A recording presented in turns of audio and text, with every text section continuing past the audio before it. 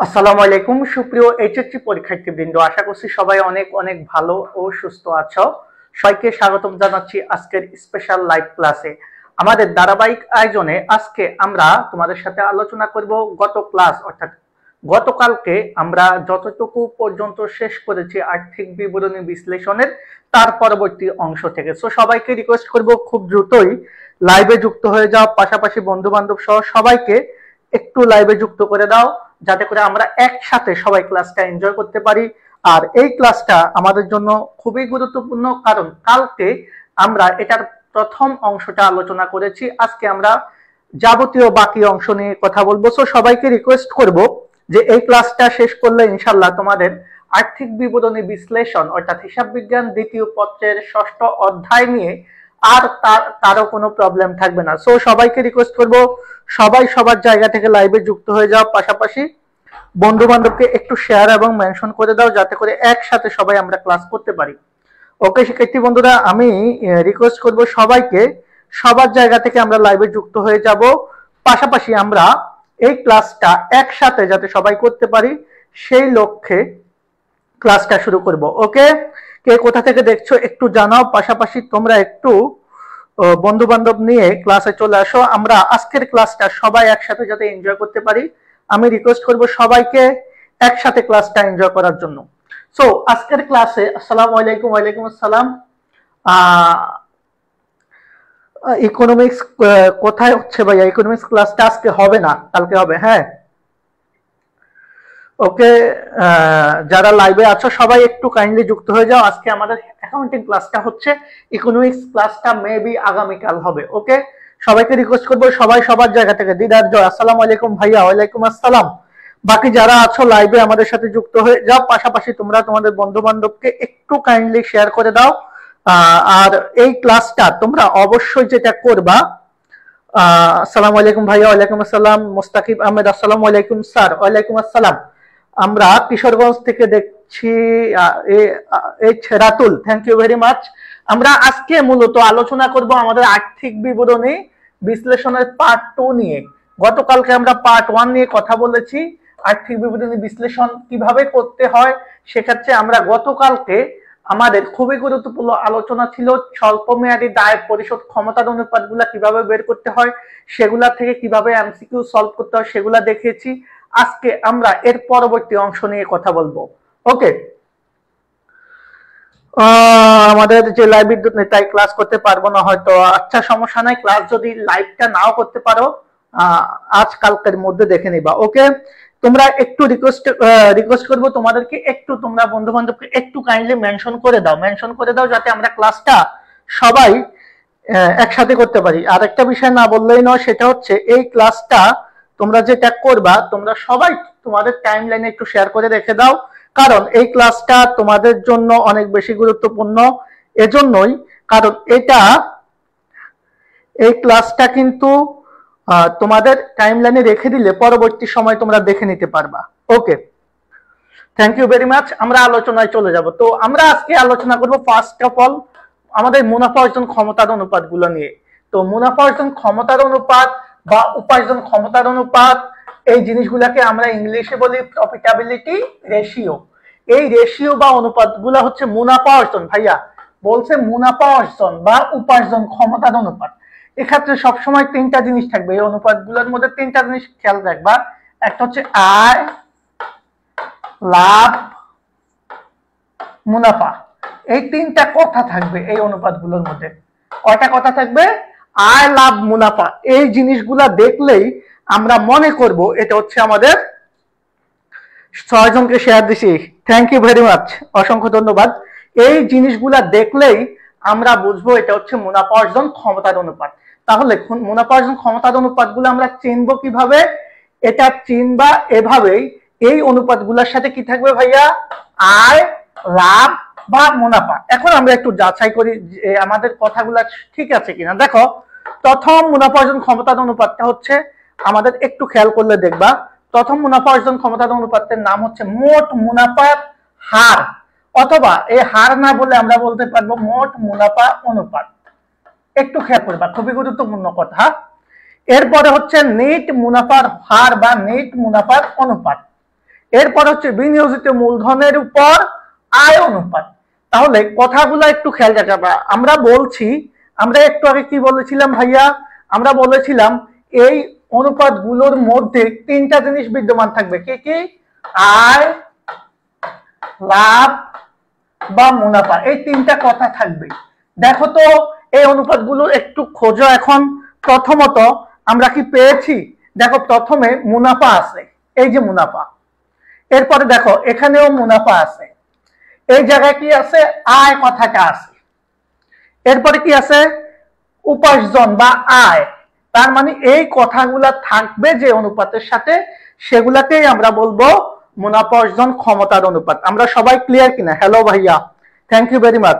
সবাই ক্লিয়ার কিনা? মুনাফা অর্জন ক্ষমতার অনুপাত দেখলে কি আমরা চিনতে পারবো? এই চারটা অনুপাত আমাদের জন্য গুরুত্বপূর্ণ, তবে আমাদের এইচএসসি পরীক্ষার জন্য গুরুত্বপূর্ণ হচ্ছে জাস্ট তিনটা অনুপাত। কোন তিনটা অনুপাত? এই তিনটা অনুপাত, 1 2 3। এই তিনটা অনুপাতই আমাদের পরীক্ষায় আসবে। এর মধ্যে প্রথম দুটো অনুপাত খুবই সহজ, 3 নাম্বার অনুপাত নিয়ে আমাদের অনেকের প্রবলেম হয়। আমরা আজকের ক্লাসে সেই প্রবলেমটা সমাধান করে দেব ইনশাআল্লাহ। সো সবাই ক্লিয়ার কিনা বলেন তো আমার সাথে, একটু বলেন তো, আমাকে একটু বলেন সবাই ক্লিয়ার কিনা। লাইভে যারা আছেন তারা একটু যুক্ত হয়ে যান, পাশাপাশি আপনারা একটু আপনাদের বন্ধু বান্ধবকে শেয়ার করে দেন। ওকে, ক্লাসটা একটু আপনাদের টাইম লাইনে অন্তত শেয়ার করে দেন। আমি সবাইকে ধন্যবাদ জানাচ্ছি, সবাইকে ধন্যবাদ জানাচ্ছি যারা লাইভে যুক্ত হচ্ছেন, সবাইকে অনেক অনেক ভালোবাসা জানাচ্ছি। আমরা এই বিষয়টা ক্লিয়ার কিনা বলেন তো? মুনাফা অর্জন ক্ষমতার অনুপাত, এই তিনটা টেকনিক দিয়ে আমরা মনে রাখবো আয়, লাভ, মুনাফা বা উপার্জন থাকবে। আর এই মুনাফা অর্জন ক্ষমতার অনুপাত গুলা চারটা। এর মধ্যে আমাদের এইচএসসি পরীক্ষার জন্য আমাদের গুরুত্বপূর্ণ হচ্ছে মোট মুনাফা, নিট মুনাফা আর বিনিয়োজিত মূলধনের আয়। এখন আমরা প্রথমে একটু দেখব এই প্রশ্নটার উত্তর আমরা সবাই করতে পারি কিনা। দেখো প্রশ্নটা হচ্ছে কারবারের লাভজনকতা যাচাই করার ক্ষেত্রে ব্যবহৃত হয় কোন অনুপাত? বলেন তো এটা সঠিক উত্তর। 11 নম্বর প্রশ্নে আজকে আমরা চলে এসেছি। এই প্রশ্নটার উত্তর আপনারা একটু বলেন। লাভজনকতার ক্ষেত্রে জান্নাতুল ফারদাউস Parjana, thank you very much. বাকি যারা আছেন আপনারা একটু লাইভে যুক্ত হয়ে যান, আমরা সবাই যাতে একসাথে ক্লাসটা করতে পারি। আমি দেখতে পাচ্ছি আপনারা কিন্তু অনেকেই ক্লাসটা শেয়ার করেন নাই। ভাইয়া একটু কাইন্ডলি শেয়ার করে দেন। আপনারা যদি শেয়ার না করেন তাহলে আমরা ফ্রিতে এত সুন্দর সুন্দর ক্লাস দিচ্ছি, সেটারও তো একটা ফিডব্যাক থাকা দরকার আছে। ওকে, তাহলে আমরা কি ক্লিয়ার? আমাদের এই প্রশ্নের উত্তর কি হতে পারে? কারবারের লাভজনকতা যাচাই করার ক্ষেত্রে কোন অনুপাতটা ব্যবহার করব? আমরা একটু আগে দেখে এসেছি আমরা চারটা অনুপাত ব্যবহার করি। কি কি? মোট মুনাফা, নেট মুনাফা এবং বিনিয়োজিত মূলধনের আয় ও শেয়ার প্রতি আয়। তাহলে আমরা একটু দেখবো তো এখানে এই প্রশ্নের সঠিক উত্তর কি হবে। আমাকে একটু কমেন্টে জানান, সবাই একটু কমেন্টে জানান ভাইয়া, সবাই একটু কমেন্টে জানান প্লিজ। যারা লাইভে আছেন একটু কমেন্টে জানান। আমি সবাইকে একটু রিকোয়েস্ট করব সবাই সবার জায়গা থেকে লাইভে যুক্ত হয়ে যাও। হ্যাঁ মুস্তাকিম, থ্যাংক ইউ ভেরি মাচ। উত্তর করার জন্য একজন উত্তর করেছেন, মাত্র একজন উত্তর করেছেন, বাকিরা একটু অ্যান্সার করেন। ওকে, আর আপনারা এখানে পিন কমেন্টে আমাদের দেখবেন এইচএসসি 25A+ ব্যাচ আছে, আমাদের সাজেশন ক্লাস পিডিএফ পেতে আমাদের হোয়াটসঅ্যাপ গ্রুপ আছে। হোয়াটসঅ্যাপ গ্রুপে সবাই যুক্ত হয়ে যাবেন, স্পেশালি কমার্সের যারা আছেন সবাই যুক্ত হয়ে যাবেন। আমাদের টেলিগ্রাম গ্রুপ আছে, সেখানেও আপনারা যুক্ত হয়ে যাবেন। তাহলে আপনারা কি পাবেন? এইচএসসি 25 যারা আছেন পরীক্ষার্থী, তারা এখান থেকে আপনারা সাজেশন পিডিএফ সহ ফ্রি ক্লাসগুলোর লিংক পেয়ে যাবেন। ওকে, সবাই একটু আমরা রিকোয়েস্ট করব সবাইকে, আমি আবারও সবাই একটু কমেন্ট করেন এই প্রশ্নের উত্তর কি হবে। দেখেন তো, কারবারের লাভজনকতা যাচাই করার জন্য আমরা কি করি? কারবারের লাভজনকতা যাচাই করার জন্য ভাই আমরা কি করি? আমরা মোট মুনাফার অনুপাত বের করি, নিট মুনাফার অনুপাত বের করি, বিনিয়োজিত মূলধনের আয় অনুপাত, বিনিয়োজিত মূলধনের আয় অনুপাত বের করি। এখানে আয় হবে। ওকে, আর যদি শুধু বিনিয়োজিত মূলধন বলে তাহলে কিন্তু হবে না। তাহলে এখানে আমার যদি আয় হয় তাহলে তিনটাই মুনাফা অর্জন ক্ষমতার অনুপাত হবে, অর্থাৎ 1 2 3। আর যদি বিনিয়োজিত মূলধন অনুপাত হয় তখন এটা আমরা নেব না। তাহলে এই প্রশ্নে আমি ধরে নিলাম এটা বিনিয়োজিত মূলধনের আয় অনুপাত। কি অনুপাত? বিনিয়োজিত মূলধনের আয় অনুপাত। কারণ এখানে মূলধনের কথা বলা আছে তো, যার কারণে এটাকে আমরা আয় ধরেছি। Sadia Afrin, thank you very much. Pratap Chakraborty, thank you very much. H Rahul, thank you very much. বাকি যারা আছেন তারা একটু লাইভে কমেন্ট করবেন, আপনারা একটু কমেন্ট করবেন যে ক্লাসটা বুঝতে পারছেন কিনা, পাশাপাশি প্রশ্নটা ক্লিয়ার কিনা। তাহলে সঠিক উত্তর হচ্ছে এই তিনটা অনুপাতই আমাদের মুনাফা অর্জন ক্ষমতার অনুপাত। তাহলে সঠিক উত্তর হচ্ছে সবগুলো হবে 1 2 3 যায় দিন নাকি। এবার দেখেন পরের প্রশ্ন, যেটা উপার্জন ক্ষমতার অনুপাত কোনটি? ভাইয়া উপার্জন ক্ষমতার অনুপাত কোনটি? আপনারা তো সবাই জানেন, বলেন। আপনারা সবাই জানেন, খুবই কমন প্রশ্ন। দেখেন আপনি যদি বেসিক ক্লাসটা আমার করেন, আপনি কিন্তু এমসিকিউ এমনিতেই পারবেন। সো বুঝতেই পারতেছেন আপনারা কি পারবেন বা কি পারবেন না। সেজন্য আমি রিকোয়েস্ট করব সবাইকে একসাথে আমরা যাতে ক্লাসটা এনজয় করতে পারি। এমডি মাসুদ জানা হ্যালো ভাইয়া। প্রতাপ চক্রবর্তী, তোমরা একটু আই এডুকেশনের মেইন পেজে চলে আসো। Khadija Tabassum, thank you very much. I এডুকেশনের মেইন পেজে চলে আসলে আমরা একসাথে ওই জায়গা থেকে কমেন্টটা পড়তে পারবো, না হলে আমার দুইটা জায়গা থেকে কমেন্ট পড়া লাগবে। ওকে, এই হচ্ছে বিষয়। আরেকটা বিষয় না বললেই নয়, তোমরা Anika Anu, thank you very much. H Rahul, thank you very much. বাকি যারা আছেন তারা একটু কাইন্ডলি অ্যান্সার করেন তো আমাদের 12 নম্বর প্রশ্নটা। আপনারা 12 নম্বর প্রশ্নটা উত্তর করেন। মুনাফা অর্জন ক্ষমতার অনুপাত কোনটি? বলেন তো ভাইয়া। চলতি অনুপাত। এটা কিসের অনুপাত বলেন তো? এটাকে কি অনুপাত বলবো? আমরা কালকে পড়িয়েছি স্বল্পমেয়াদী দায় পরিশোধ ক্ষমতার অনুপাত। স্বল্পমেয়াদী দায় পরিশোধ ক্ষমতার অনুপাত। ওকে, অথবা এটাকে আমরা বলি তারল্য অনুপাত। কি অনুপাত? তারল্য অনুপাত। চলতি মূলধন অনুপাত ও তারল্য অনুপাত। মজুদ আবর্তন অনুপাত আমরা এখনো বলি নাই, তবে আমি বলেছি আবর্তন অনুপাত থাকলেই আমরা এটাকে কি বলবো? কর্মতৎপরতার অনুপাত বা সক্রিয়তার অনুপাত অথবা দক্ষতা যাচাই অনুপাত। দক্ষতা যাচাই অনুপাত বা কার্যকারিতার অনুপাত। তাহলে এই তিনটা অনুপাত এটার মধ্যে হবে না। তাহলে সঠিক উত্তর কি হবে? প্রথম দুইটা হচ্ছে চলতি আর চলতি মূলধন। চলতি সম্পদ এবং চলতি দায়ের সাথে সম্পর্কিত অনুপাতগুলোকে আমরা বলি চলতি দায় পরিশোধ ক্ষমতার অনুপাত বা স্বল্পমেয়াদী দায় পরিশোধ ক্ষমতার অনুপাত অথবা তারল্য অনুপাত। আর মজুদ আবর্তন, সকল আবর্তন অনুপাতগুলোকে আমরা বলি হচ্ছে কর্মতৎপরতার অনুপাত বা কার্যকারিতার অনুপাত বা সক্রিয়তার অনুপাত বা দক্ষতা যাচাই অনুপাত। আর এই যে মোট লাভ আছে ভাইয়া, লাভ আমি বলছি আয় লাভ মুনাফা থাকলেই আমাদের কি হবে? উপার্জন ক্ষমতার অনুপাত হবে। আশা করি বিষয়টা আপনারা clear. Titu Nohara, thank you very much answer করার জন্য, ধন্যবাদ। এবার বাকি যারা আছেন সবাই আমরা একসাথে একটু দেখব যে আমাদের এই অঙ্কে কারো কোনো প্রবলেম আছে নাকি। খাদিজা তাবাসসুম, মাসুদ রানা, বাকি যারা আছেন লাইভে আপনাদেরকে আমি দেখতে পাচ্ছি না কেন, আমি বুঝলাম না। লাইভে আপনারা এত কম কেন? আপনারা একটু বাড়ান। দেখেন আপনাদের জন্য কিন্তু আমরা স্পেশাল একটা কোর্স নিয়ে এসেছি। হ্যাঁ, এটা নিয়ে আমি জাস্ট 1 মিনিট কথা বলবো। এটা হচ্ছে আমাদের এইচএসসি প্লাস প্রি অ্যাডমিশন, অর্থাৎ যারা এইচএসসি 25 এইচএসসি 2025 সালের এইচএসসি পরীক্ষার্থী আছো তাদের জন্য এই কোর্সটা খুবই খুবই গুরুত্বপূর্ণ। কারণ এখানে তোমরা একেবারে শেষ মুহূর্তে যা পাচ্ছ, মানে এইচএসসি পরীক্ষার আগে তোমরা প্রি অ্যাডমিশনের একটা ধারণা পেয়ে যাবা। ওকে, তাহলে আমরা এইচএসসি প্লাস অ্যাডমিশন ক্লাসটা তোমাদের করাবো, যেটা তোমাদের স্পেশালি এমসিকিউতে অনেক বেশি কাজে লাগবে। পাশাপাশি তোমাদের বেসিক যাদের প্রবলেম আছে, যারা হায়ার লেভেলের জিনিস পারো না, হ্যাঁ, সবাই একটু এই কোর্সে অ্যাড হলে এই জিনিসগুলো পাবা, যেখানে বাংলা, ইংরেজি, হিসাব বিজ্ঞান, ম্যানেজমেন্ট, মার্কেটিং, ফাইন্যান্সের প্রত্যেকটা লাইভ ক্লাস থাকবে, কিছু রেকর্ড ক্লাস থাকবে, সাজেশন থাকবে, পিডিএফ থাকবে, সব তোমরা পেয়ে যাবা। এরপরে হচ্ছে এইচএসসি পরীক্ষার পর যা পাবা সেটা হচ্ছে আমাদের ডিইউআইসিইউ ব্যাচ আছে 1.0, মানে প্রথম ব্যাচেই তোমরা দেখো কি পাচ্ছ। এমসিকিউতে 40টা ক্লাস পাচ্ছ, বাংলায় রিটেন পাচ্ছ 10টা ক্লাস, আবার ইংরেজিতে সেম এমসিকিউতে 30টা ক্লাস, রিটেনে 10টি ক্লাস, হিসাব বিজ্ঞানে এমসিকিউ 20টা এবং রিটেনে 5টা ক্লাস পাচ্ছ। পাশাপাশি ম্যানেজমেন্টে এমসিকিউতে 20টা, রিটেনে 5টা, মার্কেটিং এ এমসিকিউতে 15টা, রিটেনে 5টা, ফাইন্যান্সে এমসিকিউ 15 এবং রিটেনে 5টা ক্লাস পাচ্ছ। গিফট হিসেবে তোমরা জিএসটি প্লাস আরইউ কোর্সটাও পাচ্ছ। অর্থাৎ এই টোটাল কোর্সের ফি কিন্তু হচ্ছে 6,990 টাকা, কারণ এটা একটা হিউজ কোর্স। বাট তোমাদের সুবিধার্থে আমরা একবারই 43% ছাড়ে 3,990 টাকা এখনই অ্যাড হতে পারবা। এটা তোমাদের জন্য একটা সুবর্ণ সুযোগ। আমি বলবো এখানে অ্যাড হলে তোমার আর কিচ্ছুই করা লাগবে না। ওকে, আমরা আলোচনায় চলে যাচ্ছি। সো চাইলেই তোমরা অ্যাড হতে পারো, তোমাদের জন্য অনেক বেশি উপকার হবে। সবাই ক্লাসটা একটু শেয়ার করে দাও, পাশাপাশি বন্ধু বান্ধবকে একটু কাইন্ডলি মেনশন করে দাও। ওকে, একটু মেনশন করে দাও ভাইয়া, কারণ ক্লাসে যদি আমাদের রেসপন্স না থাকে তাহলে আমরা তো আসলে বেশি দূর যাইতে পারবো না। আমরা ফ্রিতে ক্লাসগুলা দিচ্ছি কি কারণে দিচ্ছি? তোমাদের যাতে পরীক্ষার শেষ মুহূর্তে ভালো একটা রিভিশন হয়ে যায়। আর আমাদের ক্লাসের কোয়ালিটি বা ক্লাসের মান নিয়ে তো তোমাদের আর প্রশ্ন থাকার সুযোগ নেই। সো বুঝতেই পারছো, ক্লাসটা একটু যদি শেয়ার করে সবাইকে জানিয়ে দাও।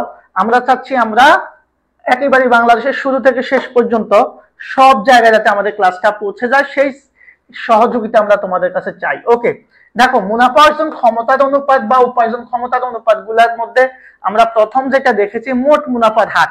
এখন ভাইয়া বলো তো মোট মুনাফার হার মানে কি? ভাইয়া আমরা সবাই জানি মোট মুনাফার হার মানে মোট মুনাফার অনুপাত, একই জিনিস। তাহলে আমরা বলবো এই মুনাফাটা হয় কিসের উপর ভাইয়া? বিক্রয়ের উপর ভিত্তি করে। সেজন্য আমরা প্রতিষ্ঠানের বিক্রয়কে, এটাকে আমরা বলি নিট বিক্রয়। এই নিট বিক্রয় দিয়ে আমরা কি বের করতে চাচ্ছি? মোট মুনাফার হার।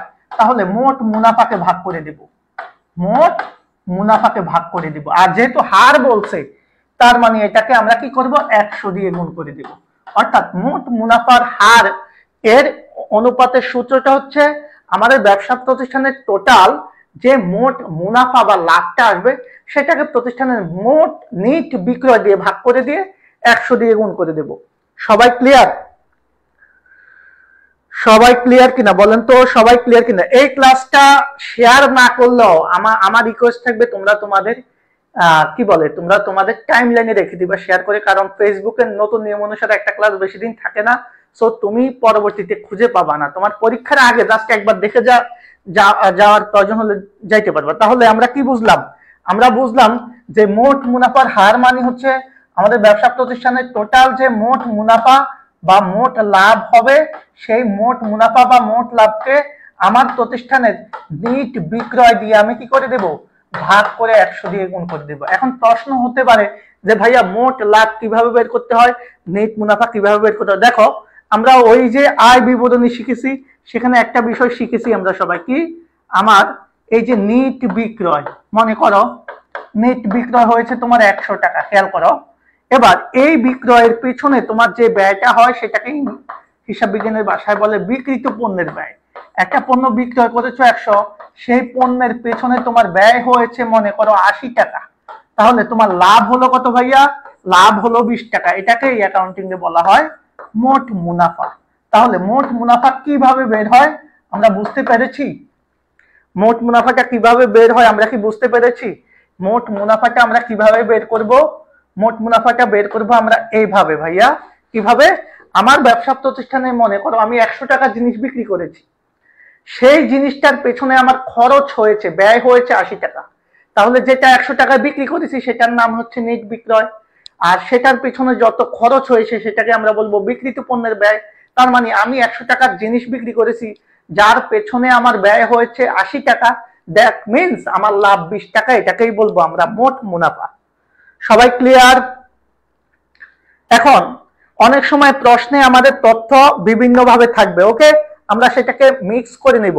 অনেক সময় দেখবা তোমার বিক্রিত পণ্যের ব্যয় আর মুনাফা দেওয়া আছে, বিক্রয় দেওয়া নাই, তাহলে এই 80 আর 20 যোগ করে তুমি 100 করে নিবা বিক্রয়।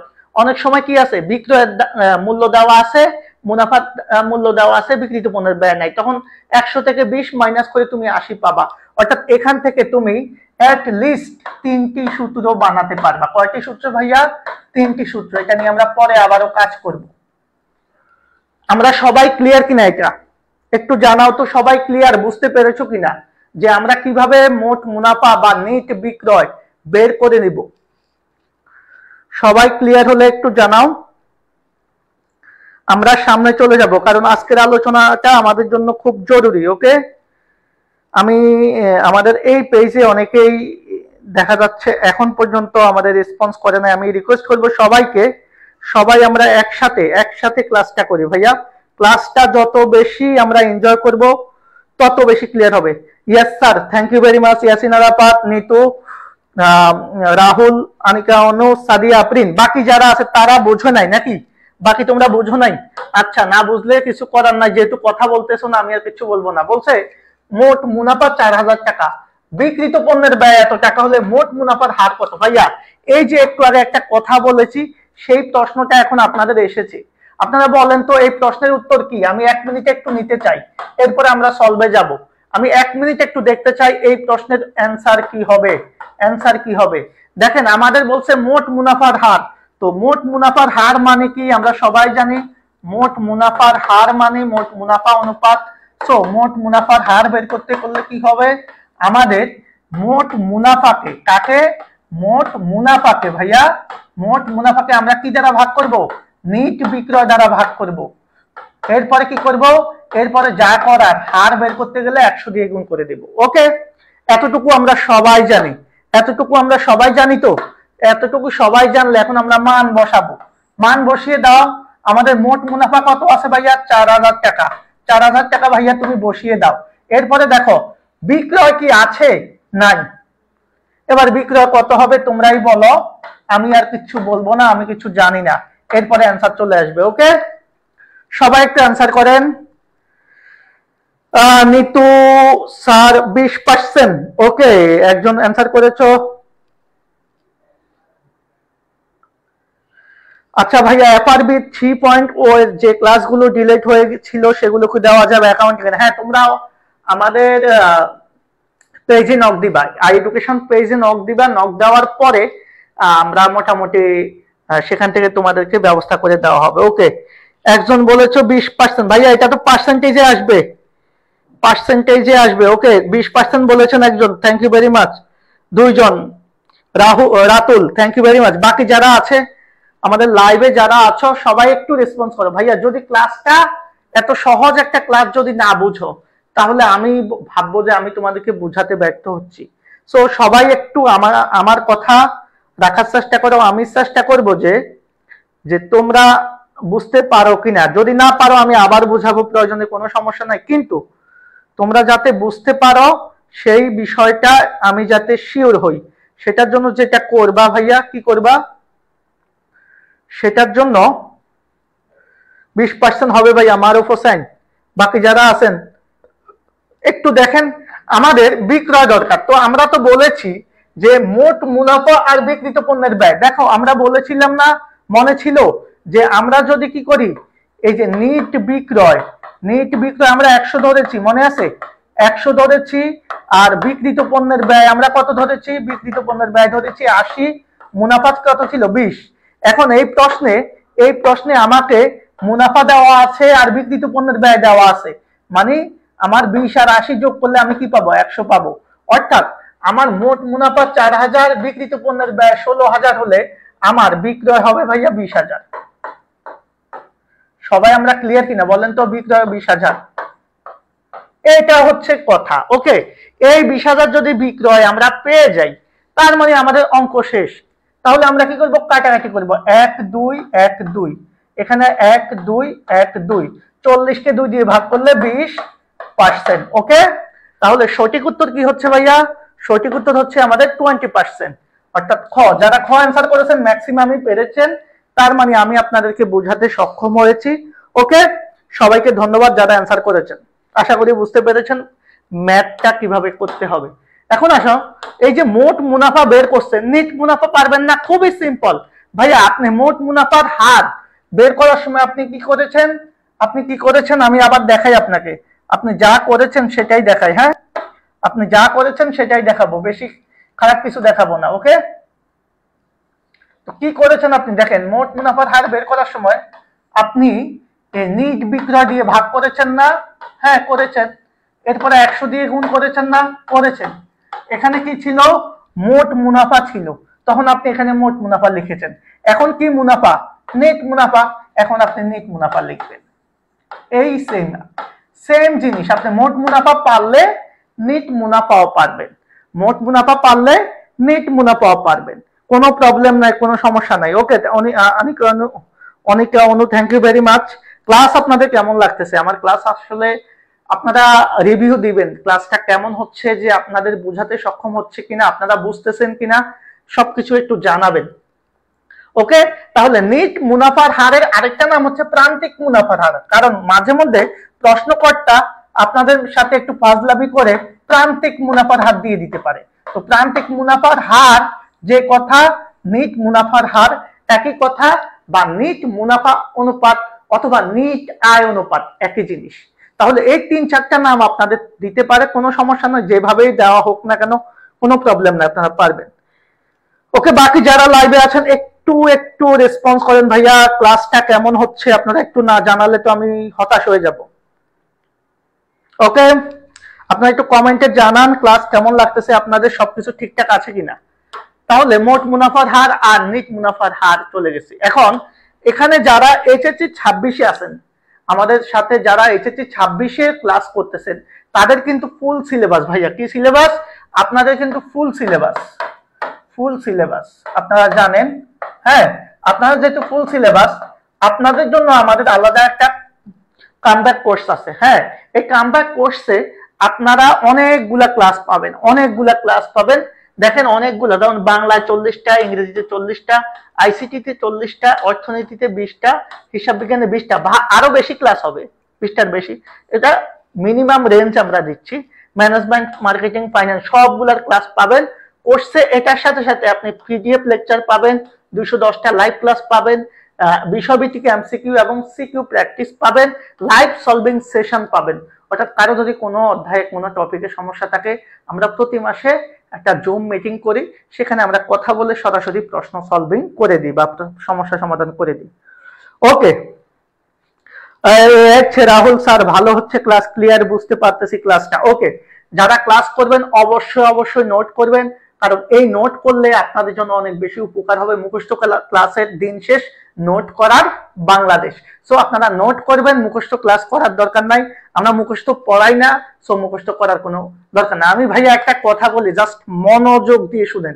এই অনুপাতের ক্লাসটা, অর্থাৎ আর্থিক বিবরণী বিশ্লেষণের ক্লাসটা ম্যাক্সিমাম টিচার আপনাকে সূত্র মুখস্থ করাবে, আপনাকে সূত্র মুখস্থ করিয়ে হাফেজ বানিয়ে তারপরে আপনাকে এই অধ্যায়টা শিখাবে। কিন্তু ভাই, আমরা কিন্তু একটা সূত্র কি এখন পর্যন্ত আমি তোমাদের মুখস্থ করাই নেই। আমি জাস্ট বাস্তবতা দিয়ে তোমাদেরকে বুঝিয়ে তারপরে অধ্যায়টা শেষ করাচ্ছি। যারা আমাদের এফআরবি 3.0 তে ছিলা, তারাও জানো যে আমার ক্লাসগুলো স্পেশালি আমি কিভাবে করিয়েছি, সেকেন্ড পেপারের টোটাল কোর্স আমরা কিভাবে শেষ করেছি। সো এই বিষয়টা মাথায় রাখো, মুখস্থ করার দিন শেষ, নোট করার বাংলাদেশ, এই বিষয়টা মাথায় রাখবা। ওকে, আমরা সব সময় বিষয়টা মাথায় রাখবা। আর এই কোর্সে 26-এ যারা আছো, তারা অ্যাড হয়ে গেলে তোমাদের আর কোনো জায়গায়, তোমার বাসায় আশেপাশে প্রাইভেট পড়তে হবে না, কলেজে গিয়ে প্রাইভেট পড়তে হবে না, কিচ্ছু লাগবে না, এখানেই তুমি সব পাবা। সো রিকোয়েস্ট করব, যদি সম্ভব হয়, পসিবল হলে অবশ্যই অ্যাড হয়ে যাবা। দেখো, আমরা মোট মুনাফার হার, নিট মুনাফার হার শিখে ফেলেছি। আরেকটা অনুপাত আছে আমাদের জন্য খুব গুরুত্বপূর্ণ অনুপাত, সবচাইতে জটিল এবং গুরুত্বপূর্ণ। সবচাইতে কি ভাইয়া? জটিল এবং গুরুত্বপূর্ণ, দুইটাই। বলে না, তুমি যেমন জটিল তেমন আমার জন্য গুরুত্বপূর্ণ। হ্যাঁ, থাকে না তোমাদের লাইফে কিছু পার্সন যে অনেক বেশি জটিল কিন্তু তোমার জন্য গুরুত্বপূর্ণ, যার কারণে তুমি তার জটিলতার মধ্যে পড়ে থাকতে হয়, তোমাকে কখনোই এর বাইরে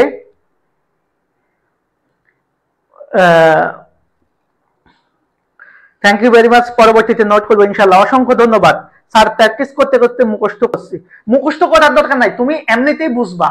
তোমার যখন বেসিকটা স্ট্রং করবা, আমার সাথে যারা পেড ব্যাচে ক্লাস করেছে তাদেরকে আমি টেকনিক্যালি শিখিয়েছি এই অধ্যায়টা, যারা ক্লাস করেছে তারা জানে। মুখস্থ, আমি অ্যাকাউন্টিং এ মুখস্থ করার পক্ষপাতই না। হ্যাঁ হ্যাঁ, এই অধ্যায় কিছু জিনিস আছে তোমার জানা রাখতে হয়, বারবার প্র্যাকটিস করতে হয়, সেটা ঠিক আছে। ওকে, কোনো সমস্যা নাই। টিটু, সমস্যা নাই। তাহলে এই অধ্যায়টা হচ্ছে আমাদের সেই পার্সন গুলো, এই জিনিসটা বিনিয়োজিত মূলধন। তো এই বিনিয়োজিত মূলধনটা কি আগে আমরা একটু বুঝে নিই। অনেকে এই জিনিসটা নিয়ে কালকে আমাকে অনেকে বলছিল, কিন্তু আমরা আলোচনায় আসতে পারি নাই, সেজন্য শেষ করতে পারি নাই। দেখো, বিনিয়োজিত মূলধনের ধারণাটা অনেক বড় একটা ধারণা। আমরা এই ধারণাটাকে একটু যদি সহজ ভাষায় বলি, তাহলে কিভাবে বলবো? আমাদের প্রতিষ্ঠানের তহবিল সংগ্রহ করতে হয়। আমাদের প্রত্যেকটা ব্যবসার জন্য তহবিলটা খুব গুরুত্বপূর্ণ, আমরা সবাই জানি। এই তহবিলটা দুইটা জায়গা থেকে নিতে হয়। একটা হচ্ছে স্বল্প মেয়াদী কোনো উৎস থেকে, আর একটা হচ্ছে দীর্ঘমেয়াদী উৎস থেকে। এই বিনিয়োজিত মূলধন মানে হচ্ছে আমরা প্রতিষ্ঠানে যে সকল জায়গা থেকে দীর্ঘমেয়াদী তহবিল গঠন করি, সংগ্রহ করি। কি তহবিল ভাইয়া? দীর্ঘমেয়াদী তহবিল। এই দীর্ঘমেয়াদী তহবিল যেটা, খেয়াল করবা, এই যে দীর্ঘমেয়াদী তহবিল, এই তহবিলটা হচ্ছে বড় অঙ্কের তহবিল। তাহলে দীর্ঘমেয়াদী তহবিল আমরা কিভাবে সংগ্রহ করি? তুমি জানো তোমার ব্যবসার জন্য দীর্ঘমেয়াদী তহবিলের বাহ্যিক উৎস হচ্ছে একটা, সেটা হচ্ছে ঋণ গ্রহণ, বড় অঙ্কের ঋণ গ্রহণ। সেটা ব্যাংক থেকে নিতে পারো, তোমার বন্ধুর কাছ থেকে নিতে পারো, তোমার ভাবির কাছ থেকে নিতে পারো, তোমার বান্ধবীর কাছ থেকে নিতে পারো, শিল্প ব্যাংক থেকে নিতে পারো, কৃষি ব্যাংক থেকে নিতে পারো, এনি আদার্স সাইড যে কোনো জায়গা থেকে তুমি লোন নিতে পারো 5-10 বছরের জন্য। এটাকে বলে দীর্ঘমেয়াদী ঋণ। আরেকটা জিনিস হচ্ছে, সেটা হচ্ছে ব্যবসায়ের অভ্যন্তর থেকে, অর্থাৎ ব্যবসায়ের মালিকের থেকে, অর্থাৎ মালিক ব্যবসায় যে টাকাটা দিবে অথবা শেয়ার হোল্ডাররা যে টাকাটা দিবে সেটাকে আমরা বলি মালিকানা সত্ত্ব। অর্থাৎ এই দীর্ঘমেয়াদী তহবিলটা সৃষ্টি হয় মূলত দুইটা জায়গা থেকে। একটা হচ্ছে কি? দীর্ঘমেয়াদী ঋণ, দীর্ঘমেয়াদী ঋণ। আরেকটা হচ্ছে ভাইয়া কি? মালিকানা সত্ত্ব। তার মানে বিনিয়োজিত মূলধন বলতে আমরা এই দুইটা সমষ্টিকে বুঝবো সাধারণত। তাহলে বিনিয়োজিত মূলধন মানে হচ্ছে প্রতিষ্ঠান যে কোনো জায়গা থেকে যখন দীর্ঘমেয়াদী তহবিল সংগ্রহ করে সেটার সমষ্টি বা সেটার টোটাল যোগফলটাকে আমরা বলবো বিনিয়োজিত মূলধন। আমার মনে হয় আজকের পর আর কেউ এই সংজ্ঞাটা ভুলবা না। সবাই ক্লিয়ার কিনা বলেন তো? সবাই ক্লিয়ার? ওকে, একটু কমেন্ট নাই কেন? আপনাদের কমেন্ট যত বেশি হবে তত বেশি ক্লাসটা মানুষের কাছে পৌঁছাবে, নাকি আমি দেখতে পাচ্ছি না? ওকে, আমরা একটু একটু কমেন্ট করি সবাই, ক্লাসটা যাতে সবার কাছে পৌঁছায়। আচ্ছা ভাইয়া, আমি যে এত রিকোয়েস্ট করতেছি আপনাদের, একটু শেয়ার টেয়ার করছেন তো সবাই? সবাই করছেন তো? ধন্যবাদ, সবাইকে ধন্যবাদ জানাচ্ছি। ক্লাসটা সবার কাছে পৌঁছে দেওয়ার দায়িত্ব কিন্তু আপনাদের। সো আপনারা বুঝতেই পারতেছেন যে ক্লাস যত বেশি আপনারা শেয়ার করবেন তত বেশি আপনাদের জন্য আমরা ক্লাস নিয়ে আসবো। ওকে, এখন আসেন তাহলে বিনিয়োজিত মূলধন মানে হচ্ছে ভাইয়া দীর্ঘমেয়াদী তহবিলের সমষ্টি। এখন আসো, এই দীর্ঘমেয়াদী তহবিলের সমষ্টি তো আমি বুঝলাম। এখন এই বিনিয়োজিত মূলধনের ক্ষেত্রে আমাদের কি হয়? যেহেতু বিনিয়োজিত মূলধনের আয় অনুপাত বলছে, আয়, তো আয় বলতে আমরা কি বুঝবো? আয় বলতে আমরা লাভ বুঝবো। সেজন্য এটা তুমি এখন ভুলে যাও, শুধু কর পূর্ব বা কর পরবর্তী এটা ভুলে যাও, এটা মনে রাখার দরকার নাই। তাহলে আয় মানে হচ্ছে লাভ, লাভ মানে মুনাফা। তার মানে আমার ব্যবসায় নিট মুনাফাকে, কাকে ভাইয়া? নিট মুনাফাকে আমি কি দ্বারা ভাগ করব? বিনিয়োজিত মূলধন দ্বারা ভাগ করব। আর যেহেতু এটা আয়ের অনুপাত, তাহলে কি করব? 100 দিয়ে গুণ করব। অর্থাৎ সূত্র তোমার মনে রাখার দরকার নাই, তুমি জাস্ট বুঝতেছো যে এটা বিনিয়োজিত মূলধনের আয় অনুপাত। তো আয় মানে হচ্ছে কি? আমার ব্যবসায় টোটাল লাভটা। তো টোটাল লাভ মানে আমার নেট লাভ, যে আমার শেষে যে লাভটা আসে সেই লাভটাকে আমরা নেট লাভ বলি। এই নেট লাভটাকে আমরা যখন বিনিয়োজিত মূলধন দ্বারা ভাগ করব সেটাকে আমরা বলবো বিনিয়োজিত মূলধনের আয় অনুপাত। সবাই ক্লিয়ার কিনা? আর এগুলার আদর্শ মান আছে, যেটা নিয়ে আমি একটু পরেই কথা বলবো। আদর্শ মান হচ্ছে 10 থেকে 15%। আমি এখন আদর্শ মান নিয়ে কথা বলছি না, কারণ আদর্শ মান নিয়ে আমরা পরে কথা বলবো। ওকে, তাহলে বিনিয়োজিত মূলধনের আয় অনুপাতটা আমরা বুঝলাম। কিভাবে আমরা বিনিয়োজিত মূলধনের আয় অনুপাতটা বের করতে পারি? এখন বিনিয়োজিত মূলধনের সূত্র আছে, যে আমরা এই যে বিনিয়োজিত মূলধনের কিভাবে বের করব এই বিষয়টা আমাদের আগে জানতে হবে। তো আমরা শুরুতেই বলেছিলাম এই বিনিয়োজিত মূলধন দুইটা সাইড থেকে বের করতে হয়। একটা হচ্ছে ভাইয়া কি? সম্পদের দিক থেকে বের করতে হয়, সম্পদের দিক থেকে বের করা যায়, আবার দায়ের দিক থেকে বের করা যায়।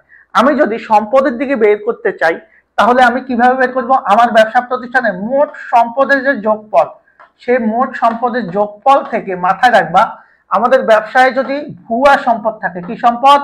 ভুয়া সম্পদ বা কাল্পনিক সম্পদ, সেটা বাদ দিব। বাদ দিয়ে এই পাশ থেকে চলতি দায় বাদ দিব, এই পাশ থেকে চলতি দায় বাদ দিব। এখন কেন বাদ দিব, কি জন্য বাদ দিব, সেটার ব্যাখ্যা আমরা একটু পরে দিব।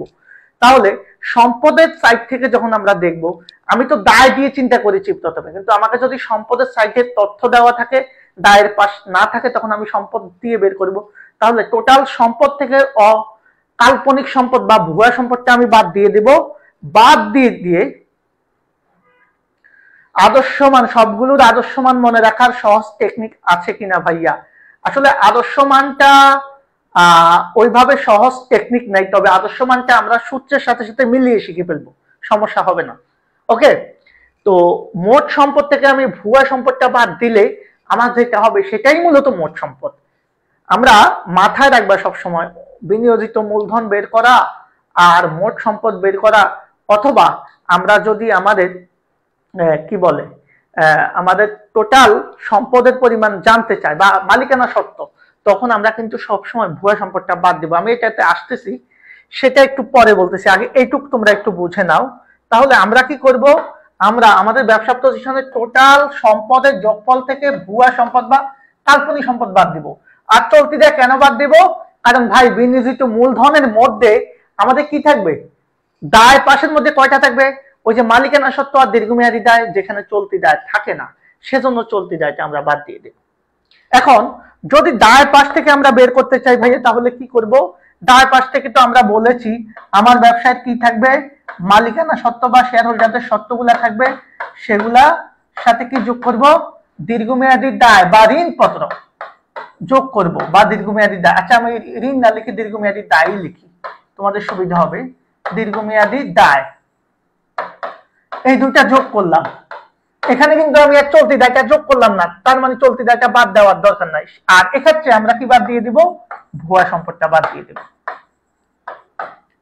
সেম জিনিস, দুইটা জায়গা থেকে আমার ভুয়া সম্পদটা বাদ যাচ্ছে, তাহলে আমরা সম্পদ এবং দায় পাশ থেকে আমরা ভুয়া সম্পদটা বাদ দিব।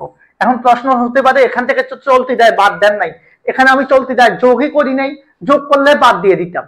অর্থাৎ দায় পাশের মোট দায় থেকে তখন চলতি দায় এবং ভুয়া সম্পদ বাদ দিতাম। আমি চলতি দায় যোগ করি নাই। হ্যাঁ, ভুয়া সম্পদ কোনগুলো সেগুলাতে আসতেছি, আগে আমরা এই জিনিসটা একটু বুঝে নিই। তাহলে এই জিনিসটা বোঝার জন্য আমাদের একটা টেকনিক আছে, সেটাও আমরা দেখাবো। একটু খেয়াল করো, এখানে কারো কোনো প্রবলেম আছে কিনা যে সূত্রটা এটা থেকে এটা হলো কেন? কারণ অনেক সময় প্রশ্নে, হ্যাঁ, ভুয়া সম্পদ কোন, প্রাথমিক খরচ শুধু একটা না, অনেকগুলা আছে, আমরা আলোচনা করব, অনেকগুলো আলোচনা করব। তবে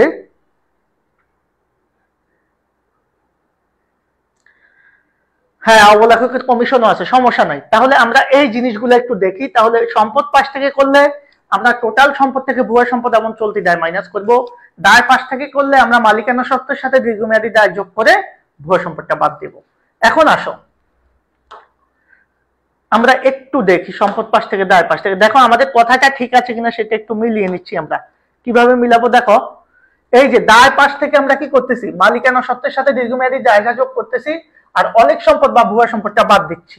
ওকে, এটার দরকার নাই এখন, এটা আমরা পরে আলোচনা করব। সম্পদ পাশ থেকে আমরা কি করতেছি, মোট সম্পদ থেকে আমরা ভুয়া সম্পদ বাদ দিচ্ছি, আর চলতি দায় যেটা আছে, হ্যাঁ, সেটা বাদ দিচ্ছি। ওকে, সম্পদ পাশ থেকে করলে আমাদের চলতি দায়টা বাদ দিতে হবে। এখন আরো অনেক বিষয় আছে এখানে জানার, সেই বিষয়গুলো নিয়ে আমরা পরে কথা বলবো। আমি একটা অঙ্ক দিয়ে এখানে তোমাদেরকে বিনিয়োজিত মূলধন বের করতে বলবো। সবচাইতে সহজ কথা হচ্ছে এটা। তার পূর্বে আমি তোমাদেরকে কাল্পনিক সম্পদ নিয়ে একটু ধারণা দিই, যেহেতু চেয়েছ অনেকে কাল্পনিক সম্পদ জিনিসটা কি। কাল্পনিক সম্পদের আরেকটা নাম হচ্ছে ভাইয়া কি সম্পদ? ভুয়া সম্পদ। আরেকটা নাম কি ভাইয়া? আরেকটা নাম হচ্ছে ভাইয়া অসমন্বিত ব্যয়। কি ব্যয়? অসমন্বিত ব্যয়। আরেকটা নাম কি ভাইয়া? আরেকটা নাম হচ্ছে ভাইয়া অবাস্তব সম্পদ। কি সম্পদ? অবাস্তব সম্পদ। আরেকটা নাম আছে নাকি? আছে, নামের কোনো শেষ নাই। ওকে, তাহলে আরেকটা নাম হচ্ছে ভাইয়া অলেখ সম্পদ। কি সম্পদ? অলেখ সম্পদ। আরেকটা নাম আছে, অনেকে এটাকে বলে অন্যান্য সম্পদ। কি সম্পদ? অন্যান্য সম্পদ। দেখেন নামের কি বাহার। ওকে, তাহলে যেটাই কাল্পনিক সম্পদ সেটাই ভুয়া সম্পদ, সেটাই অসমন্বিত ব্যয়, সেটাই অবাস্তব সম্পদ, সেটাই অলেখ সম্পদ, সেটাই অন্যান্য সম্পদ। দেখেন অনেক টিচারই কিন্তু এতগুলা নাম জানবে না। অনেক টিচার আছে যারা এতগুলা নাম জানবে না। কয় আপনারা বুঝতেই পারতেছেন আপনারা কার ক্লাস করতেছেন, কিভাবে ক্লাস করতেছেন। আমার অভিজ্ঞতা দীর্ঘদিনের, সো বুঝতেই পারতেছেন কিভাবে প্রশ্ন আসতে পারে। যেখান থেকেই প্রশ্নে আসুক আমরা টেনে বের করে নিয়ে আসবো প্রশ্নের অ্যান্সার, কোনো সমস্যা নাই। তাহলে যেটাই কাল্পনিক সম্পদ সেটাই ভুয়া সম্পদ, সেটাই অসমন্বিত ব্যয়, সেটাই অবাস্তব সম্পদ, সেটাই অলিক সম্পদ, সেটাই অন্যান্য সম্পদ। এই সম্পদগুলা কি, এখন কথা হচ্ছে সেটা। দেখেন, এই সম্পদগুলো হচ্ছে যে সকল সম্পদের বাস্তব কোনো বাজার মূল্য নেই বা বাহ্যিক কোনো অস্তিত্ব নেই, এই সকল সম্পদকে আমরা বলি অলিক সম্পদ বা অবাস্তব সম্পদ। আমাদের দেশে অনেক নেতাকে আমরা ইদানিং ভুয়া ভুয়া বলে ডাকি, মানে এটা কোনো দাম নাই। তো নেতার, যেই নেতার দাম নাই তাকে বলে ভুয়া নেতা, যে সম্পদের দাম নাই তাকে বলবো ভুয়া সম্পদ। ওকে, এখন এই ভুয়া সম্পদগুলা কি? এই সম্পদগুলো একটা বড় অঙ্কের ব্যয় আমাদের আগে হয়ে গেছে, যেটা থেকে আসলে ভবিষ্যতে আমরা সুবিধা পেতেও পারি নাও পারি, যেটার অ্যাকচুয়াল বাজার মূল্যটা নাই। এই সম্পদগুলাকে মূলত আমরা বিলম্বিত মুনাফা জাতীয় ব্যয় হিসাবে দেখি বা খরচ হিসাবে দেখি। এগুলাকে আমরা হিসাব বিজ্ঞানের সম্পদ পাশ মিলানোর জন্য ভুয়া সম্পদ বলে থাকি। এই সম্পদগুলা কি কি আমরা একটু দেখি। প্রাথমিক খরচাবলী কি ভাইয়া? প্রাথমিক খরচ বা খরচাবলী। বিলম্বিত বিজ্ঞাপন, বিলম্বিত বিজ্ঞাপন। শেয়ার অবহার, শেয়ার বা ঋণপত্রের অবহার, অনেক সময় ঋণপত্রের অবহারও থাকে। অবহারের আরেক নাম কিন্তু বাট্টা, হ্যাঁ, অবহার বা বাট্টা, শেয়ার বাট্টা বলতে পারে, ঋণপত্রের বাট্টা বলতে পারে, অবহার বা বাট্টা। এরপরে হচ্ছে অবলেখকের দস্তরি বা কমিশন। শেয়ার অবলেখকের, অবলেখকের দস্তরি, দস্তরির বাংলা হচ্ছে কমিশন। দস্তরির বাংলা কি ভাইয়া? কমিশন। এরপরে আমাদের আইন খরচ, দলিল পত্রের খরচ, আরো অনেক ধরনের খরচ আছে যেগুলোকে আমরা কি বলি? ভুয়া সম্পদ বলি। তাহলে প্রাথমিক খরচ, বিলম্বিত বিজ্ঞাপন, শেয়ার অবহার বা ঋণপত্রের অবহার, অবলেখকের দস্তরি বা শেয়ার অবলেখকের দস্তরি বা শেয়ার অবলেখকের কমিশন বা শেয়ার দালালের কমিশন। এরপর আমরা বলতে পারি হচ্ছে গবেষণা খরচ, গবেষণা খরচ। ওকে, গবেষণা খরচ। এরপরে আমরা বলতে পারি হচ্ছে আইন খরচ, আইন বা দলিল পত্রের খরচ, দলিল পত্রের খরচ। এরপরে আমরা বলতে পারি লাভ লোকসান আবন্টনের, ডেবিটসের আবন্টন যখন করব আমরা আর্থিক বিবরণীতে সেকেন্ড পেপারে, তখন এটার একটা ডেবিটসের আসলে সেটাও হয়। ওকে, বা সংরক্ষিত আয়ের ডেবিটসের বলা হয় এটাকে আধুনিক অ্যাকাউন্টিং। ওকে, তাহলে আমরা কি বুঝতে পেরেছি? এখানে আবার চাইলে তোমরা ব্যাংক চার্জটাও নিতে পারো। ব্যাংক চার্জ এগুলো প্রাথমিক খরচের মধ্যে দিতে পারো, ব্যাংক চার্জ। আরো অন্যান্য অনেক খরচ আছে, এই সবগুলাকে আমরা কি বলবো? ভুয়া সম্পদ। আপনারা একটু অ্যাসেস দিয়ে রাখেন।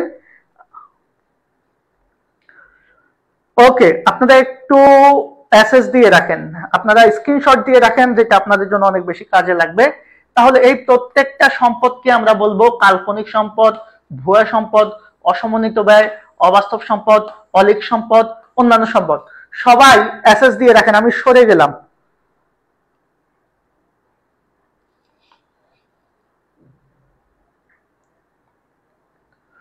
ওকে, অন্যান্য ব্যয় মানে আমরা বলবো এই আমরা সাধারণত ব্যাংক চার্জটাকে প্রাথমিক খরচের মধ্যে ফেলি। ব্যাংক চার্জ, আইন খরচ, দলিল পত্রের খরচ, উপদেষ্টার ফি, নিবন্ধকের ফি, এগুলাকে আমরা প্রাথমিক খরচে ফেলতে পারি। সো এটাকে আমরা ভুয়া সম্পদ বলতে পারবো, কোনো প্রবলেম নাই। শেয়ার সংক্রান্ত অঙ্কে এই কাজটা করতে হয়। সবাই অ্যাসেস দিয়েছেন? সবাই ডান লেখেন, ডান লেখেন, ক্লিয়ার হলে ডান লেখেন, তাহলে আমরা চলে যাব আমাদের ম্যাথে। যদি ক্লিয়ার হয়ে থাকেন তাহলে ডান লিখেন, DONE, ডান। ডান লিখতে গিয়ে কেউ আবার ডি এর জায়গায় জে লিখে ফেলবেন না, বুঝছেন? আপনাদের তো আবার মন মানসিকতা। ওকে, ডান লিখেন, ডান লিখছেন? সবাই ক্লিয়ার? আচ্ছা বলেন তো, এই ক্লাসের পরে আপনাদের আর প্রবলেম থাকবে? অনুপাতে আর প্রবলেম থাকবে? বলেন না ভাই। নাবিলা আক্তার, জি। বাকি আর কে আছেন? বাকি আর কে আছেন যে আপনারা এই জিনিসগুলা জানেন না? বলেন। আসসালামু আলাইকুম ভাইয়া, অনেকদিন পর কমেন্ট করলাম ভাইয়া, যদি এমসিকিউ বোর্ড কোশ্চেন গুলো সলভ করে ক্লাস নিতেন ভালো হতো। এমসিকিউর বোর্ড কোশ্চেন গুলো আমরা এখন যেগুলো সলভ করছি সেগুলো থ্যাংক ইউ ভেরি মাচ, ডান নেব আগামী সপ্তাহ থেকে। তাহলে আপনাদের এমসিকিউ বোর্ড কোশ্চেন গুলা ক্লাস নেব, সমস্যা নাই। এগুলা বোর্ড কোশ্চেন এবং এগুলা অ্যাডমিশনের কোশ্চেন, সেগুলো আমরা নিচ্ছি। দেখেন, এবার আসেন আমরা একটু চলে যাব কাল্পনিক সম্পদ তো বুঝলাম, বিনিয়োজিত মূলধন বের করব কিভাবে? ভাইয়া তোমাকে বলছে বিনিয়োজিত মূলধনের পরিমাণ নির্ণয় করতে। তো আমরা এখানে দুইটা সাইট পাইছি, একটা হচ্ছে কি সাইট, একটা হচ্ছে ভাইয়া সম্পদ সাইট। আপনি চাইলে সম্পদ সাইট থেকে বের করতে পারবেন, আবার চাইলে আপনি দায় পাশ থেকেও বের করতে পারবেন, দুইটা অপশনই আছে। তাহলে আমরা প্রথমে সম্পদ সাইট থেকে দেখি। তাহলে সম্পদ সাইট থেকে আমি যদি বলি মোট সম্পদ, এই মোট সম্পদ বলতে আমি সম্পদের যোগফলটাকে বুঝাবো, মোট সম্পদ। ওকে, তাহলে আমি মোট সম্পদ লিখলাম, খেয়াল করো, মোট সম্পদ, সম্পদ পাশ থেকে করছি, মাইনাস কি সম্পদ ভাইয়া? আমি বলেছি এখান থেকে ভুয়া সম্পদ বাদ দিব। কি সম্পদ? ভুয়া সম্পদ বা কাল্পনিক সম্পদ আমি বাদ দিব, আর বাদ দিব হচ্ছে চলতি দায়। এই তো আমরা একটু মিলাই। এখন দেখো এখানে আমার একটু যদি খেয়াল করি, আমার মোট সম্পদের যোগফল হচ্ছে 12,05,500। তাহলে আমি এখানে লিখলাম 12,05,500। এখান থেকে আমার ভুয়া সম্পদ বাদ দিতে হবে। এখন ভুয়া সম্পদ কত সেটা আগে আমাকে বের করতে হবে তো ভাইয়া। তাহলে আমার ভুয়া সম্পদ আমরা কি পেয়েছি? এখানে দেখো, অবলেখকের দস্তরি পেয়েছেন ভাইয়া, পেয়েছেন। এরপরে প্রাথমিক খরচাবলী পেয়েছেন, পেয়েছেন। এই যে এই দুইটা একটু আগে আলোচনা করলাম, অবলেখকের দস্তরি এবং প্রাথমিক খরচ। কি ভাই? এই শেয়ার অবলেখকের দস্তরি বা শেয়ার দালালের দস্তরি বা কমিশন আর প্রাথমিক খরচ, এই দুইটা ভুয়া সম্পদ। তাহলে ভুয়া সম্পদের যোগফল কত? এখানে 35, এখানে 42,500। এই দুটো একসাথে যোগ করে বাদ দিয়ে দেন, অথবা আলাদা আলাদা বাদ দিতে পারবেন, কোনো সমস্যা নাই। তাহলে আমরা একসাথে আর্থিক অবস্থার বিবরণীতে যত সমস্যা, আমি একটা কথা বলি, আর্থিক অবস্থার বিবরণীতে যত সমস্যা, আমার ক্লাস যদি করে থাকেন কখনো কেউ আর্থিক অবস্থার বিবরণী, তার আর কোনো সমস্যা থাকবে না। অ্যাকাউন্টিং এ আমার কোনো ক্লাস যদি আপনার করা থাকে আর্থিক বিবরণীর, আমাকে নক দিবেন, আমি আপনাকে লিংক দিয়ে দিব, ইনশাল্লাহ আপনার ঝামেলা থাকবে না। ওকে, সো কোনো প্রবলেম নাই, সব ইজি হয়ে যাবে। তাহলে অবলেখকের দস্তরি বা প্রাথমিক খরচাবলী, এই দুইটাকে যোগ করলে 35 আর 42 হচ্ছে 77,500। এখান থেকে আমি 77,500 বাদ দিয়ে দিলাম, ভুয়া সম্পদ। এরপরে আমরা চলতি দায় বাদ দিব। এখন চলতি দায় কোথায় আছে ভাইয়া? চলতি দায় আছে আমার এই পাশে। এটা আমাদের চিনতে হবে, আমরা কালকে চিনিয়েছি। কালকের ক্লাস যারা করছেন তারা চলতি দায় চিনেন, প্রদেয় হিসাব, প্রদেয় নোট। ওকে, এরপরে কি? ব্যাংক জমা, অতিরিক্ত, বকেয়া মজুরি, এই চারটা হচ্ছে আমাদের চলতি দায়। প্রদেয় হিসাব, প্রদেয় নোট বা প্রদেয় বিল একই জিনিস। প্রদেয় হিসাব মানে পাওনাদার, প্রদেয় নোট, ব্যাংক জমা, অতিরিক্ত, বকেয়া মজুরি, এই চারটাকে আমরা বলবো চলতি দায়। তাহলে এই চারটার যোগফল কত হয়? এই চারটার যোগফল করেন, যোগ করে আপনি এখানে চলতি দায় মাইনাস করে দেন। ক্যালকুলেশন করলে আপনারা বুঝে যাবেন, খুবই সহজ। আমি একটু ক্যালকুলেশন করে আপনাদেরকে বলছি। দেখেন, প্রদেয় হিসাব হচ্ছে 1,90,000।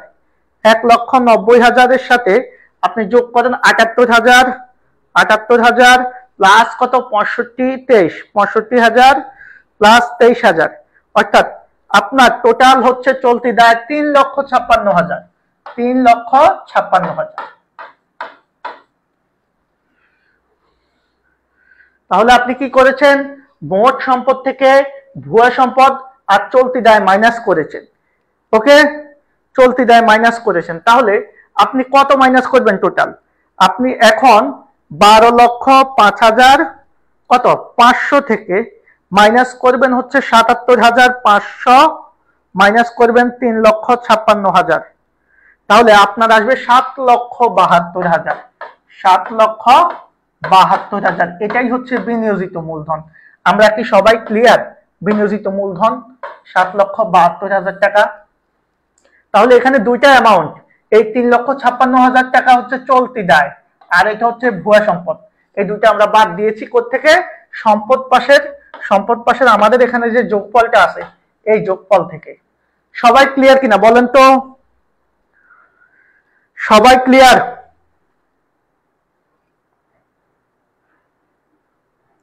আচ্ছা, ক্লাস শেষে দিয়ে দিব, আমাকে একটা নক দিয়েন, ক্লাস শেষে লিংক দিয়ে দিব। ওকে,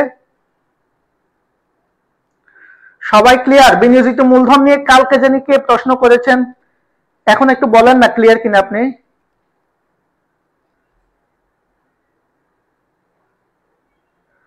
সবাই ক্লিয়ার? মাত্র আপনাদের, বুঝলাম না এত কমেন্ট কম কেন ভাইয়া? লাল কালারটা কালো জায়গায় কম বোঝা যায়।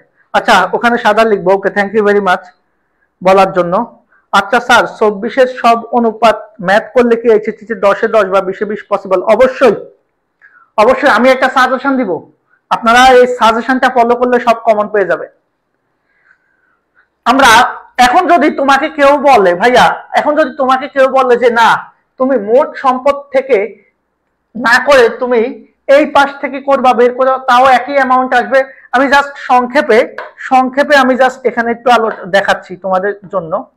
দেখো, আমি সংক্ষেপে দেখাচ্ছি। ধরো দায় পাশের মধ্যে আমরা চলতি দায় বাদে বাকি দায়গুলো নিব। তো চলতি দায় কত? 3,56,000 ছাড়া আমরা এই দুইটা জিনিস নিব। কোন দুইটা জিনিস এটা এখানে অবশ্য বোঝা যাবে না। এই যে এই জিনিসগুলা, অর্থাৎ 12,05,000 থেকে 3,56,000 বাদে বাকি অ্যামাউন্ট গুলা নিব। এখান থেকে নিয়ে জাস্ট ভুয়া সম্পদটা মাইনাস করে দিব।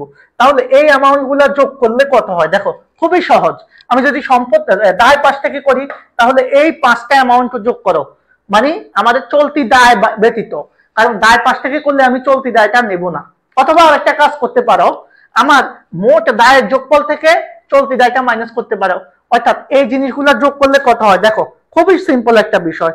আমি যদি এই 5টা জিনিস যোগ করে দিই, যোগ করে দিলে আমার অ্যামাউন্ট কত হয়? আমার অ্যামাউন্ট হবে 8,49,500। এই 5টা জিনিস যোগ করলে আমার অ্যামাউন্ট হবে কত ভাইয়া?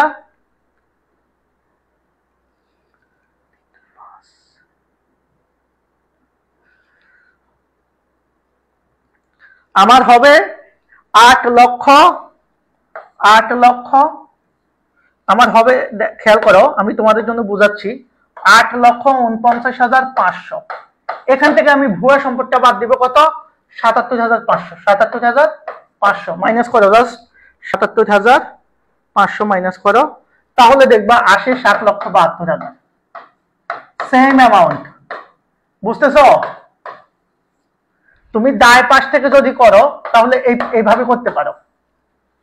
আমি কি করেছি, আমার এই যে চলতি দায় ছাড়া মালিকানা সত্ত্ব আর দীর্ঘমেয়াদী তহবিলটা অর্থাৎ ঋণটা যোগ করেছি, যোগ করে জাস্ট ভুয়া সম্পদটা বাদ দিয়েছি। সবাই বুঝতে পেরেছ? অনুপাত বিনিয়োজিত মূলধনের নিয়ে আর কারো কোনো প্রবলেম আছে কিনা? সবাই একটু বলেন তো আপনারা ক্লিয়ার কিনা? আপনারা ক্লিয়ার হলে আমি ধন্য, আর ক্লিয়ার না হলে কিন্তু আমি কষ্টে থাকবো। আজকের পর কি বিনিয়োজিত মূলধন নিয়ে আপনাদের আর কোনো প্রবলেম থাকবে? বলেন তো, একটু আমাকে বলেন তো, বুঝান তো। তাহলে আমরা বিনিয়োজিত মূলধনটা বের করা শিখিয়েছি। তো বিনিয়োজিত মূলধন নিয়ে আর কারো কোনো প্রবলেম নাই, কাল্পনিক সম্পদ আপনি পারবেন। এখন প্রশ্ন এসেছে, কি প্রশ্ন? নিচের কোনটি কাল্পনিক সম্পত্তি? ভাইয়া কোনটা কাল্পনিক সম্পদ? আপনি তো জানেন, বলেন তো কি জানেন?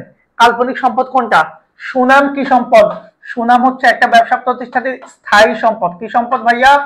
স্থায়ী সম্পদ। পণ্য সত্য মানে গ্রন্থ সত্য, এটাও একটা স্থায়ী সম্পদ। কি সম্পদ? স্থায়ী সম্পদ। ট্রেডমার্ক, এটাও একটা কি সম্পদ? স্থায়ী সম্পদ। তাহলে এই 3টা সম্পদই হচ্ছে আমাদের স্থায়ী সম্পদ। কি সম্পদ? স্থায়ী সম্পদ, যেটাকে আমরা ফিক্সড অ্যাসেট বলি। ফিক্সড অ্যাসেট, ওকে, ফিক্সড অ্যাসেট। সো এই 3টা সম্পদই স্থায়ী সম্পদ। কাল্পনিক সম্পদ হচ্ছে ঋণপত্রের অবহার বা শেয়ার অবহার বা ঋণপত্রের বার্তা।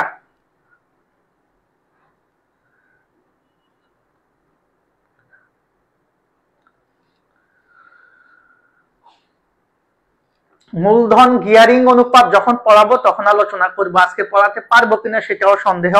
মূলধন গিয়ারিং অনুপাত মানে হচ্ছে একটা মূলধনের ব্যবসায়ের মূলধনের কার্যক্রম বা কতটুকু বেশি সেটা বোঝানোর জন্য আমরা মূলধন গিয়ারিং অনুপাতটা নির্ণয় করি। এখানে মূলত আমরা নির্ণয় করি আমাদের দায়ের তুলনায় মালিকানা সত্ত্ব বা মূলধনের স্বয়ংক্রিয়তা কতটুকু বেশি সেটা নির্ণয়ের জন্য আমরা মূলত মূলধন গিয়ারিং অনুপাতটা বের করি। ওকে, এটা নিয়ে বিস্তারিত কথা বলা যাবে তখন। তো কাল্পনিক সম্পদ ও ঋণপত্রের অবহার আমরা সবাই ক্লিয়ার। তাহলে আপনাদের যে এই কোর্সের কথা বলেছি যদি ভালো লাগে অবশ্যই এখানে আপনার দুইটা জিনিস পাবেন, আমি আগেও বলেছি নতুন করে বলবো না, এই কোর্সে অ্যাড হয়ে যাবে। আমি দেখতেছি ঘুরে ফিরে 2-3 জন কমেন্ট করেন। এখন দেখেন আমরা এতক্ষণ যাবত যে আলোচনাগুলা করেছি সে আলোচনাগুলা গতকালকে যেটা করেছি সেটা আর এটার আলোচনা দেখেন। আমরা তড়িৎ সম্পদ সবাই চিনি তো, তড়িৎ সম্পদ সবাই চিনি তো, আমরা মনে আছে তো যে আমরা বলেছি যে আমাদের চলতি সম্পদের মধ্যে কি সম্পদ, চলতি সম্পদ থেকে যদি আমরা কি বাদ দিই, আমরা মজুত পণ্য বা সমাপনী মজুত পণ্য এন্ড কি অগ্রিম ব্যয়, অগ্রিম ব্যয় বা অগ্রিম খরচ বাদ দিয়ে দিলে আমরা তড়িৎ সম্পদ পাই। চলতি মূলধন বা কার্যকরী মূলধন কি বলেছি, বলছি সস থেকে সদা মাইনাস করব, সস থেকে সদা মানে চলতি সম্পদ থেকে চলতি দায় মাইনাস করব। মালিকানা তহবিল কিভাবে বের করতে হয় সেটা আমরা একটু আগে দেখেছি, অলিক সম্পদগুলা কিভাবে বের করতে হয় সেটা আমরা একটু আগে দেখেছি। এখন একটা বিষয় আমি তোমাদের সাথে শেয়ার করতে চাই যেটা অনেকেই বুঝো না বা জানো না, সেটা কি, আগে দেখি কতক্ষণ ক্লাস হয়েছে, 56, আর 5 মিনিট ক্লাস নেব, বেশি ক্লাস নিলে তোমাদের মনোযোগ থাকে না, তোমরা চলে যাও, সেজন্য আর বেশি ক্লাস নেব না। আজকে কমেন্ট খুবই কম, আমি বুঝতেছি না তোমরা এইভাবে যদি ফ্রি ক্লাসগুলোতে যদি তোমরা রেসপন্স না দেখাও ভাই তাহলে কেমন দেখায় বলেন তো।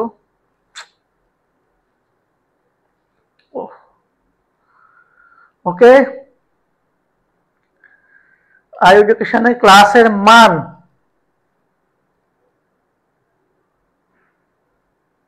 আমি কোথায় চলে গেছি,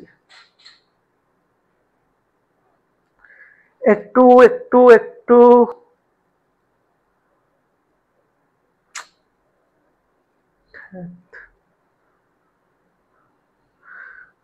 পাচ্ছি না কেন।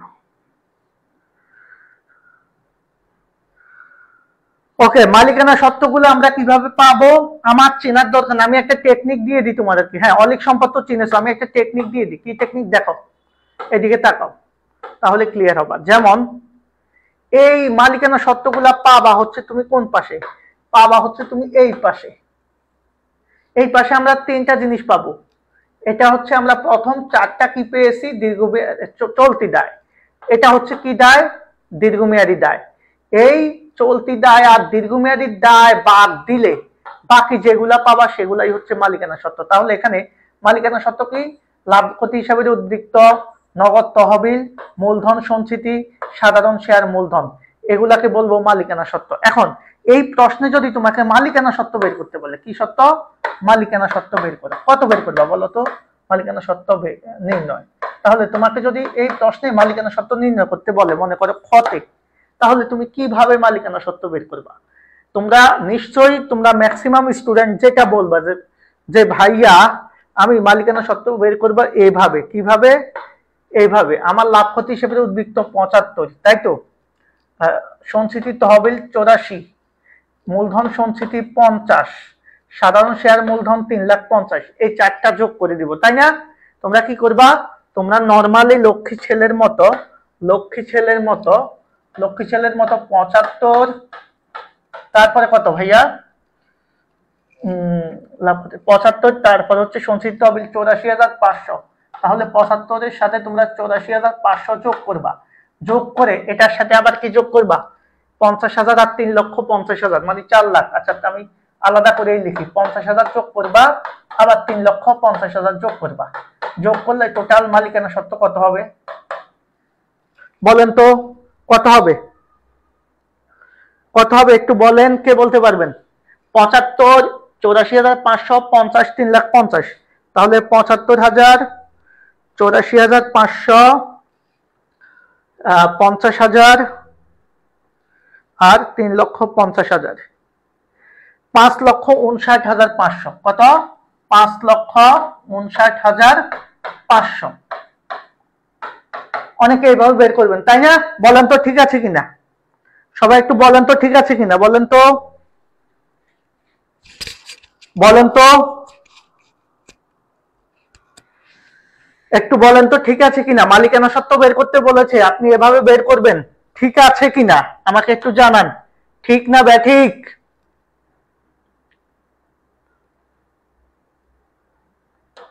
বলেন, মালিকানা সত্ত্ব বের করতে বলছে, আপনি কি করেছেন? আপনি এই পাশ থেকে চলতি দায় আর দীর্ঘমেয়াদী দায় মাইনাস করে বাকি যেগুলা মালিকানা সত্ত্ব আছে সবগুলা যোগ করে দিয়েছেন, চারটা, 1 2 3 4, এই যে এখানে 1 2 3 4 যোগ করে দিয়েছেন, সবাই ঠিক আছে? এই জায়গাটাতেই সমস্যা। আমি বারবার একটা কথা বলবো, এটা একটু নোট করে রাখবেন যাদের সামনে খাতা কলম আছে। ভাইয়া এই টাইপের ক্লাস কিন্তু আপনি পাবেন না। স্টুডেন্টরা সবচাইতে বেশি প্রবলেম করে এই জায়গাটাতে। খেয়াল করেন কি জায়গা। আপনাকে আমি বলেছি মালিকানা সত্ত্ব বের করতে, একটু আগে বলেছি বিনিয়োজিত মূলধন বের করতে। সো বিনিয়োজিত মূলধন বের করার টেকনিক তো আমরা শিখে গিয়েছি। এখন আমাদের প্রবলেম হচ্ছে কোন জায়গায় ভাইয়া? আমাদের প্রবলেমটা হচ্ছে মালিকানা সত্ত্ব বের করতে। তো আমি বলেছি টেকনিক্যালি কি মনে রাখবেন? আমি বলেছি টেকনিক্যালি আপনি মনে রাখবেন, আপনি এই পাশে আপনার কি আছে? এই পাশে আপনার তিনটা জিনিস থাকবে। কয়টা জিনিস? তিনটা। এই চারটা পেয়েছি আমরা চলতি দায়, এই চারটা বকেয়া মজুরি পর্যন্ত, এটা বাদ, এটা টোটালি বাদ দিবেন। এরপরে আমরা এই পাশে এই যে দীর্ঘমেয়াদী ঋণ, এটা হচ্ছে দীর্ঘমেয়াদী দায়, তাহলে এটাও বাদ দিবেন। কারণ এই চলতি দায় আর দীর্ঘমেয়াদী দায় যোগ করলে আমরা পাই মোট দায় বা বহি দায় বা শুধু দায়। দায় বলতে আমরা এটাকেই বুঝবো। তাহলে দায় যে কথা, মোট দায় বা বহি দায় একই কথা। এখন এছাড়া বাকি যা থাকবে সেটা মালিকানা সত্ত্ব। সো সেই শর্ত মতে আমরা মালিকানা সত্ত্ব পেয়েছি চারটা। কয়টা? আমি একটু দেখাই আবার, চারটা। লাক্ষতি হিসাবে উদ্বৃত্ত, এই যে এটা। এরপরে সাধারণ সঞ্চিতি, মূলধন সঞ্চিতি, সাধারণ সঞ্চিতি তহবিল। আপনি যদি মালিকানা সত্ত্ব নাও চিনেন, অঙ্কের প্রেক্ষাপটে আপনি কিন্তু চিনে গেছেন। এই যে 75, 84,500, 50,000, 3,50,000, আপনি এগুলা যোগ করে বের করে ফেলছেন। কিন্তু প্রবলেম হচ্ছে অনুপাতের অঙ্কে। কিসের অঙ্কে? অনুপাতের অঙ্কে। যখনই আপনাকে বলবে মালিকানা সত্ত্ব বের করতে, তখনই এই মালিকানা সত্ত্ব থেকেও আপনাকে ভুয়া সম্পদটা বাদ দিতে হবে। তো ভুয়া সম্পদ আমরা কত পেয়েছি? 77,500। এই টাকাটা বাদ দিতে হবে। অর্থাৎ এখান থেকে আপনাকে 77,500 টাকা অবভিয়াসলি অবশ্যই বাদ দিতে হবে। এখন কথা হচ্ছে কেন বাদ দিতে হবে সেই বিষয়ে আসতেছি। এখন খেয়াল করেন, তাহলে আমরা কি করেছি? আমরা এই চারটা জিনিস থেকে আমরা এটা বাদ দিয়েছি। এটা হচ্ছে ফার্স্ট কথা। তাহলে আমরা 5,59,000 থেকে 77,500 কোথায় পেলাম? এই যে আমরা এখানে পেয়েছি। কোথায় পেয়েছি দেখো, এই যে এখানে অবলেখকের 10 তরি 35,000, এটা একটা ভুয়া সম্পদ আমরা জানি। প্রাথমিক খরচা বলি 42,500, আমরা আগেই বের করেছি এটা। এই দুটা যোগ করে আমরা 77,500 টাকা পেয়েছি। এটা হচ্ছে আমাদের জন্য কি সম্পদ ভাইয়া? ভুয়া সম্পদ বা কাল্পনিক সম্পদ বা অবাস্তব সম্পদ বা অলিক সম্পদ বা অন্যান্য সম্পদ বা অসমন্বিত ব্যয়। তো আমরা যেটা বলেছি সেটা এখান থেকে বাদ দিতে হবে। অর্থাৎ আপনার 5,59,500 টাকা হবে না। এখান থেকে আপনি 77,500 টাকা মাইনাস করার পর আসবে 4,82,000 টাকা। এটাই হচ্ছে আপনার মালিকানা সত্ত্ব। এখন বুঝেন তো আপনারা ভুলটা কোথায় করেন? বুঝতে পেরেছেন? আবেগে পড়ে আপনারা কি করেন? বিবেক হারা হয়ে যান, যার ফলশ্রুতিতে আপনাদের কি হয়? এই ভুলটা হয়। তাহলে বুঝতে পারবেন এখন থেকে যে কোন জায়গায় আপনাদের ভুল হয়েছিল। আর ভুল হবে মালিকানা সত্ত্ব বের করার ক্ষেত্রে? আমার মনে হয় আর ভুল করার কোনো সুযোগ নাই। ভুল করলে রক্ষা নাই। ওকে, এখন আমি আরেকটা কথা আপনাদের বলি।